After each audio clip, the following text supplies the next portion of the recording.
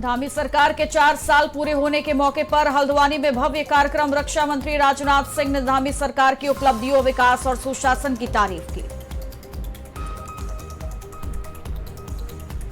उत्तराखंड सरकार में मंत्रिमंडल विस्तार पर सियासत तेज। कांग्रेस ने बीजेपी पर उठाए सवाल। कांग्रेस के पूर्व अध्यक्ष बोले, बीजेपी अपने कार्यकर्ताओं की कर रही अनदेखी। हरिद्वार में गैस सप्लाई में कथित धांधली का आरोप आया सामने। सिलेंडरों से निकाली जा रही है 1 से 2 किलो गैस। जिला आपूर्ति विभाग ने शुरू की जांच। मथुरा में गौ रक्षक फरसा वाले बाबा की संदिग्ध हत्या का मामला। पुलिस ने कहा गौ तस्करी नहीं, दुर्घटना से हुई मौत। ममता का विस्फोटक बयान। कहा मोदी को अपना अधिकार छीनने नहीं देंगे। राष्ट्रपति शासन से हम डरने वाले नहीं।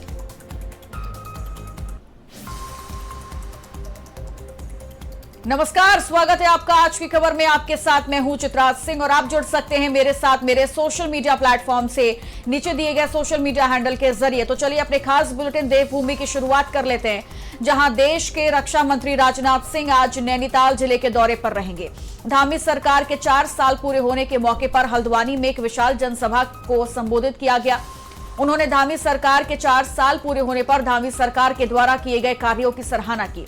उन्होंने कहा कि मेरा धामी धाकड़ धामी है। धामी के नेतृत्व में ही आगामी चुनाव बीजेपी लड़ेगी। इस अवसर पर आयोजित जनसभा में रक्षा मंत्री राजनाथ सिंह और मुख्यमंत्री पुष्कर सिंह धामी शामिल हुए। यह कार्यक्रम एमबी इंटर कॉलेज ग्राउंड में आयोजित किया गया, जहां बड़ी संख्या में लोग मौजूद रहे। जनसभा के दौरान सरकार की उपलब्धियों और विकास कार्यों को जनता के सामने रखा गया। इस मौके पर राज्य सरकार की योजनाओं और भविष्य की रूपरेखा पर भी चर्चा हुई। कार्यक्रम में मौजूद नेताओं ने विकास और सुशासन के संकल्प को दोहराते हुए जनता से सरकार का सहयोग बनाए रखने की अपील की।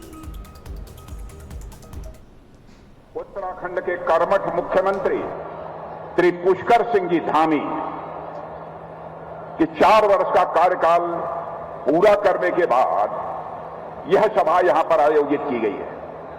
जब पुष्कर सिंह जी धामी बोल रहे थे, गंभीरतापूर्वक मैं उनकी बातों को सुन रहा था, समझने की यह कोशिश कर रहा था। पुष्कर सिंह धामी यहां के मुख्यमंत्री बनने के बाद उत्तराखंड के लोगों के लिए, उत्तराखंड के विकास के लिए उन्होंने क्या क्या कदम उठाए हैं। बहनों भाइयों, पुष्कर धामी को सुनने के बाद मैं कह सकता हूं, चुनाव के दौरान तो इन्हें मैंने कहा था कि देख लीजिएगा, कोई जीतेगा तो पुष्कर धामी के नेतृत्व में ही यह भारतीय जनता पार्टी जीतेगी। और आपने देखा कि उस समय भारतीय जनता पार्टी ने उत्तराखंड में स्पष्ट बहुमत हासिल करने में कामयाबी हासिल की थी। उस समय चुनाव का समय था। एक सार्वजनिक सभा में संबोधित करते हुए मैंने कह दिया था, यदि हमको पुष्कर धामी के बारे में कुछ कहना हो तो मैं कह सकता हूं, हमारा धामी यह साधारण धामी नहीं है, बल्कि हमारा धामी यह धाकड़ धामी है।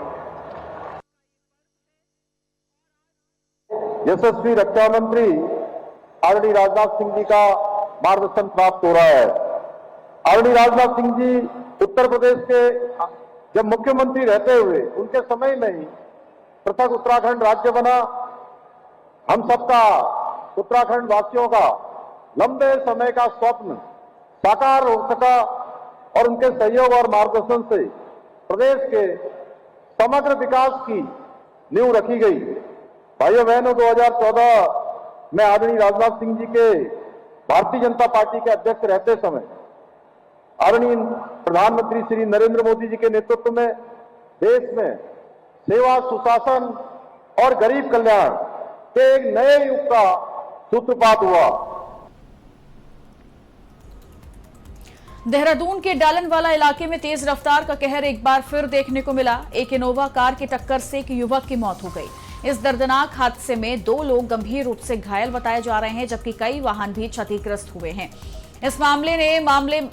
पुलिस ने इस मामले में तुरंत कार्रवाई करते हुए आरोपी चालक गुनीत सिंह को गिरफ्तार कर लिया है और उसके खिलाफ गैर इरादतन हत्या का मुकदमा दर्ज किया गया।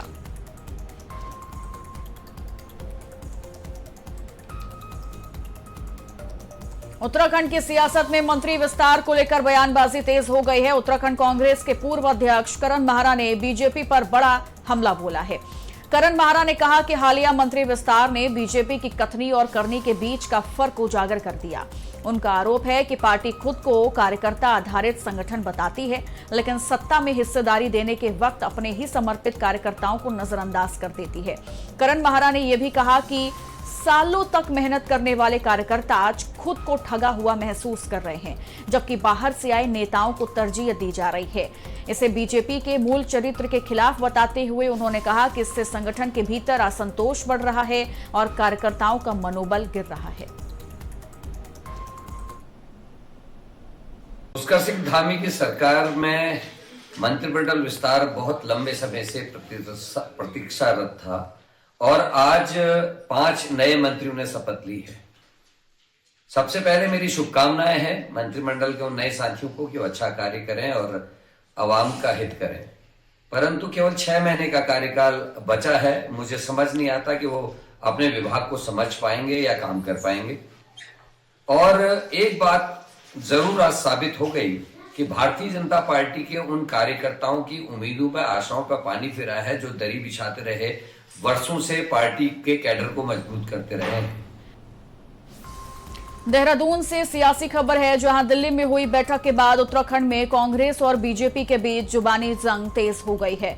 कांग्रेस की प्रदेश प्रभारी कुमारी शैलजा ने हाल ही में दिल्ली में वरिष्ठ नेताओं के साथ बैठक कर आगामी चुनाव और कार्यकारिणी गठन पर चर्चा की थी, लेकिन कई दिन बीत जाने के बाद भी नई कार्यकारिणी गठन नहीं हो पाया, जिस पर बीजेपी ने सवाल उठाए हैं। बीजेपी प्रवक्ता हनी पाठक ने कांग्रेस पर निशाना साधते हुए कहा कि पार्टी आंतरिक कलह से जूझ रही है और किसी निष्कर्ष पर नहीं पहुंच पा रही है। वहीं कांग्रेस प्रवक्ता शीशपाल सिंह बिष्ट ने पलटवार करते हुए कहा कि संगठन को मजबूत करने के लिए मंथन हुआ है, जल्द ही नई कार्यकारिणी का गठन किया जाएगा। देखिए, कांग्रेस में जब कार्यकर्ता बचे होंगे तभी ना कहीं कार्यकारिणी का गठन होगा। वहां पे तो सभी अपने आप को नेता बनते हैं, सभी सुरमा भोपाली बनकर घूमते हैं। और दूसरी बात मैं ये कहना चाहूंगी, करण महाराज जी के भी कार्यकाल में कार्यकारिणी का गठन नहीं हुआ। तो और गढ़वाल के लाल जो अपने आप को कहते हैं, अपने आप में जो उत्तराखंड को बांटने का कार्य कर रहे हैं, क्योंकि उत्तराखंड तो गढ़वाल और कुमाऊं दोनों को ही लेकर मिला है, लेकिन वो स्पष्ट रूप से कहते हैं गढ़वाल के लाल। तो इससे साफ तात्पर्य होता है कि वो अपने आप में उत्तराखंड को बांटने की कोशिश कर रहे हैं। पार्टी अपने अंदरूनी झगड़ों में इतनी उलझी हुई है कि अब उससे जनता का ध्यान भटकाने के लिए वो कांग्रेस की बैठकों पर ज्यादा नजर रखने लग गई है। भाई, कांग्रेस की बैठक में रणनीतिक चर्चा हुई है, पार्टी संगठन को मजबूती देने के लिए रणनीति बनी है और कांग्रेस पार्टी को जब लगेगा कि इस रणनीति का खुलासा करना, ये मीडिया से साझा करना, तब उसको मीडिया के साथ भी साझा किया जाएगा। अब अगर बंद कमरे की बैठकों पर भी जो है भाजपा को लगता है कि कांग्रेस उनको सार्वजनिक करे, तो निश्चित तौर पर जितना मीडिया को बताने का होगा वो बताया जाएगा। नैनीताल से बड़ी खबर सामने आ रही है, जहां सरोवर नगरी के गेठिया भवाली मार्ग पर एक दर्दनाक सड़क हादसा हुआ है, जहां पर्यटकों से भरी एक कार गहरी खाई में गिर गई। इस हादसे में 2 लोगों की मौत हो गई है, जबकि 2 अन्य गंभीर रूप से घायल बताए जा रहे हैं। जानकारी के मुताबिक सभी पर्यटक उत्तर प्रदेश के उन्नाव जिले के रहने वाले थे और अल्मोड़ा के मंदिरों के दर्शन के लिए जा रहे थे। हादसे की जानकारी मिलते ही स्थानीय लोग, एसडीआरएफ और पुलिस की टीम मौके पर पहुंची और रेस्क्यू ऑपरेशन चलाकर घायलों को बाहर निकाला गया।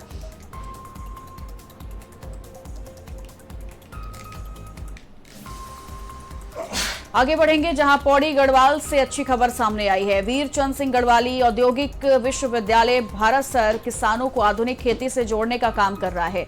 इसी कड़ी में चमोली जिले के देश के प्रथम गांव माड़ा के किसानों को भरसार विश्वविद्यालय में 4 दिवसीय कृषि और औद्योगिकी प्रशिक्षण दिया गया।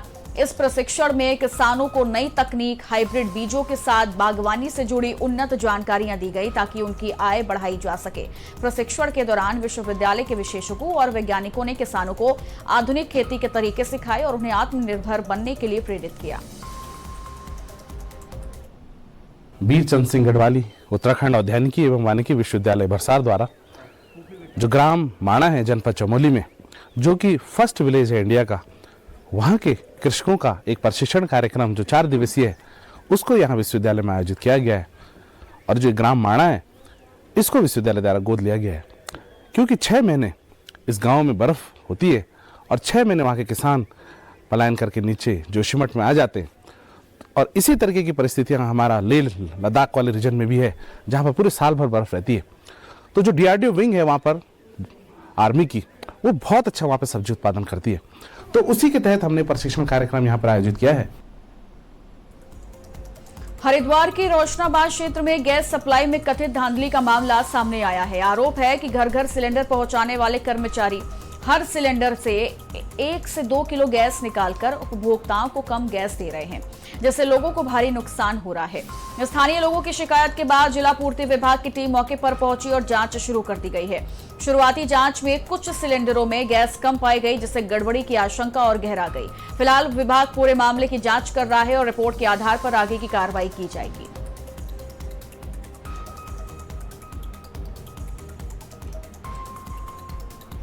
देहरादून जनपद में ईद उल फितर की नमाज को सकुशल संपन्न कराने के लिए पुलिस प्रशासन पूरी तरह अलर्ट मोड में नजर आ रहा है। नमाज के दौरान सुरक्षा व्यवस्था चाक चौबंद रही, जहां पुलिस अधिकारियों से लेकर जवानों तक की तैनाती की गई। यातायात व्यवस्था को सुचारू बनाए रखने के लिए विशेष प्लान लागू किया गया, ताकि आमजन को किसी तरह की परेशानी न हो। ईदगाहों के आसपास वाहनों की आवाजाही को नियंत्रित किया गया। वैकल्पिक मार्गों की व्यवस्था भी की गई। साथ ही पुलिस प्रशासन ने पूरे आयोजन को शांतिपूर्ण और सुरक्षित तरीके से संपन्न कराने में अहम भूमिका निभाई।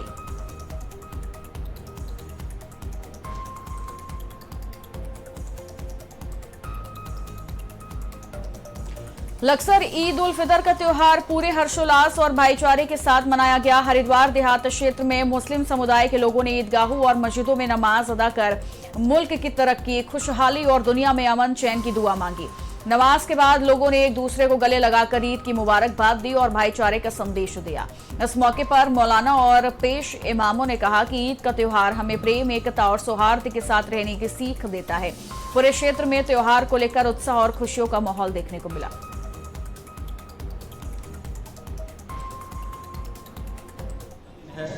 और आज सरजमीन बसेड़ी में ईदगाह की नमाज ईदगाह में अदा की गई है। प्रशासन ने भरपूर हमारा सहयोग किया है, किसी तरह का कोई इतना फसाद नहीं हुआ। बड़े सुकून और इत्मीनान के साथ प्रशासन की जिम्मेदारी में नमाज ईद का दोबारा अदा किया गया है।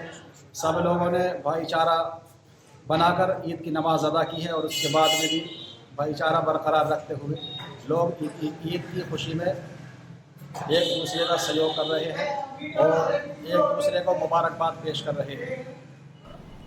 हरिद्वार में ईद उल फितर के मौके पर जिले भर की ईदगाहों में अकीदतमंदों का सैलाब उमड़ पड़ा। बहादुराबाद, ज्वालापुर और पंचपुरी गढ़मीरपुर स्थित शाही ईदगाह समेत कई स्थानों पर 5000 से ज्यादा नमाजियों ने सामूहिक रूप से नमाज अदा कर देश में अमन, चैन, भाईचारे, खुशहाली की दुआ मांगी। नमाज के बाद लोगों ने एक दूसरे को गले लगाकर ईद की मुबारकबाद दी, तो वहीं बच्चों से लेकर बुजुर्गों तक के चेहरों पर खुशी साफ नजर आई। पूरे क्षेत्र में उत्सव जैसा माहौल देखने को मिला। इस दौरान हरिद्वार पुलिस भी पूरी तरह मुस्तैद रही और संवेदनशील इलाकों में कड़ी निगरानी रखी गई। मौलाना गुफरान ने कहा कि ईद का त्योहार मोहब्बत, इंसानियत और एकता का संदेश है। ईद उल फितर की नमाज अदा की गई और प्रशासन का भी बहुत सहयोग रहता है। प्रशासन की मौजूदगी में हमारे यहाँ ईदगाह की नमाज अदा की गई और हमारे मस्जिद के शाही इमाम जो हैं उन्होंने पूरे देश के अमन और चैन के लिए दुआएं मांगी और तमाम भाईचारे के लिए दुआ मांगी। और वैसे तो हमारे पंचपुरी में भाईचारा इतना बेहतर है कि कम से कम कुछ भी नहीं 200 लोग हमारी मुबारकबाद देने के लिए ईदगाह के बाहर खड़े रहते हैं। तो माशाल्लाह ऐसी पंचपुरी में भाईचारा है कि मैं कहीं पूरे ज़िले में, कहीं पूरे देश में देखने को नहीं मिलता।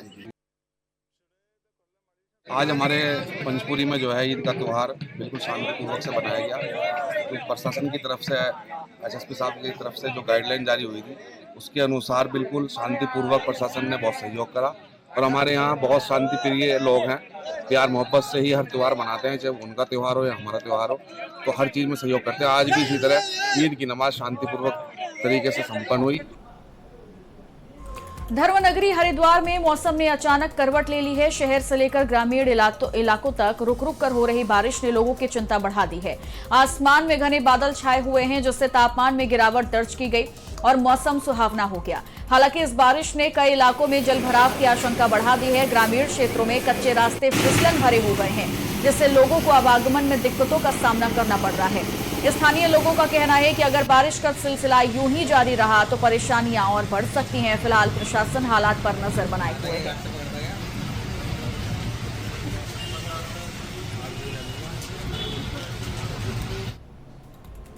कोटद्वार में मौसम मेहरबान नजर आ रहा है। सुबह से हो रही रिमझिम बारिश ने जहां पूरे क्षेत्र को तरोताजा कर दिया, तो तापमान में गिरावट के चलते ठंडक लौट आई है। पर्वतीय क्षेत्रों से लेकर मैदानी इलाकों तक हल्की बारिश और बादलों की मौजूदगी ने मौसम को सुहावना बना दिया। इस बदलाव का सबसे ज्यादा फायदा किसानों को मिल रहा है। कृषि विशेषज्ञों के मुताबिक ये बारिश फलदार वृक्षों और खेतों में खड़ी रबी फसलों के लिए बेहद फायदेमंद साबित हो सकती है। बागवानी करने वाले किसानों को भी इससे अच्छी पैदावार की उम्मीद है। लंबे वक्त के बाद हुई इस बारिश से किसानों के चेहरों पर राहत और खुशी साफ नजर आ रही है।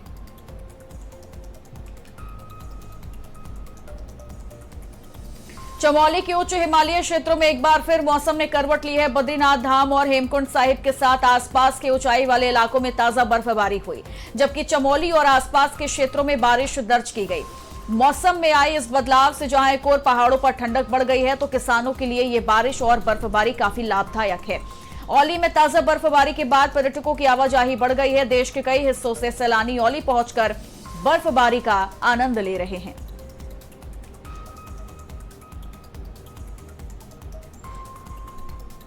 उत्तरकाशी के साथ पूरे उत्तराखंड में रविवार से मौसम के बदले मिजाज ने जनजीवन को प्रभावित किया है। गंगोत्री, हर्षिल वैली और यमुनोत्री धाम में ताजा बर्फबारी और निचले इलाकों में झमाझम बारिश से तापमान में भारी गिरावट दर्ज की गई। इस बारिश ने जहां एक और धधकते वनअग्नि को शांत किया, तो बागवानी करने वाले काश्तकारों के चेहरे भी खिल उठे हैं। खबर लक्सर से है, जहां अचानक बदले मौसम ने लोगों की चिंता बढ़ा दी है। झमाझम बारिश से जहां तापमान में गिरावट आई, तो गर्मी से राहत मिल गई। वहीं किसानों को भारी नुकसान की आशंका है। बारिश के चलते जलभराव का खतरा बढ़ गया है और गेहूं, सरसों की फसल के साथ गन्ने का काम प्रभावित हुआ है।